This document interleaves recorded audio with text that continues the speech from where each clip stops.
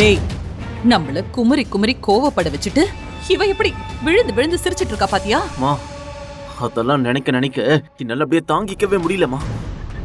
அவதான் நடிச்சிருக்கானா, அதை நம்பி நம்மள ஏமாந்திருக்கோம். அதம்மா எனக்கு ரொம்ப அவமானமா இருக்கு.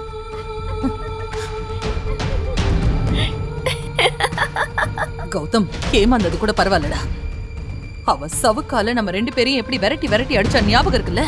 அதெல்லாம் நினைக்கும் போது எனக்கு உடம்ப விட மனசுதான் ரொம்ப அதிகமா வலிக்குது. டேய், பிபி ஜுவல்லர்ஸ் குடும்பத்தையே ஒண்ணும் இல்லாம விரட்டி அடிச்சவடானா, ஆனா இவ ஒருத்தி நம்மள விரட்டி விரட்டி அடிச்சிருக்கா.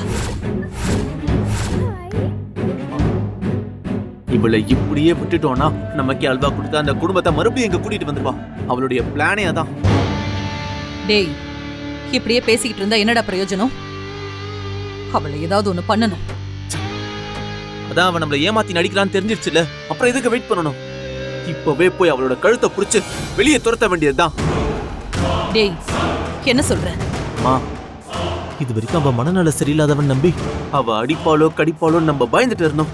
அதுவும் இல்லாம மனநல சரியில்லாம பிரெக்னெண்டா இருக்க பொண்ணு மேல கை வச்சா போலீஸ் வருன்றதுனாலதான் எதுவும் பண்ணாம இருந்தோம். இப்ப நடிச்சிட்டு இருக்கான்னு தெரிஞ்சதுக்கு அப்புறம் நம்ம இதுக்கும் யோசிக்க வேண்டியதே இல்ல. வா, நம்ம இப்பவே போய் அவளை எங்கேயாச்சும் துரத்தி அமைச்சிட்டு வருவோம். அவ செஞ்ச தப்புக்கெல்லாம் தண்ணி குடிக்க வைக்கணும். வா. டேய், இதுல ஒண்ணும் பிரச்சனை வராதுல்ல? ஐயோ, ஏமா ஏமா அப்படி வந்து தொலைற? அதெல்லாம் எந்த பிரச்சனையும் வராது. முதல்ல வா.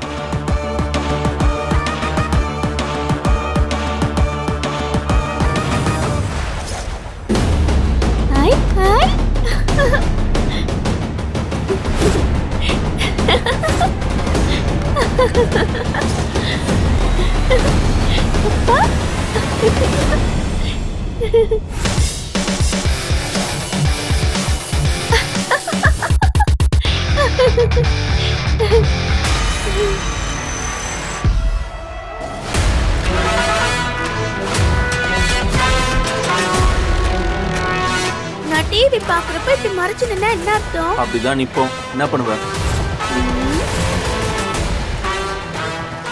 நான் கையில சவுக்கு எடுப்பேன் தெரியுமா? ஏய், போத நிறுத்து. இன்னொரு தடவை சவுக்கு கீக்குன்னு பேசன கடுப்பாயிடுவேன். டேய், டேய்,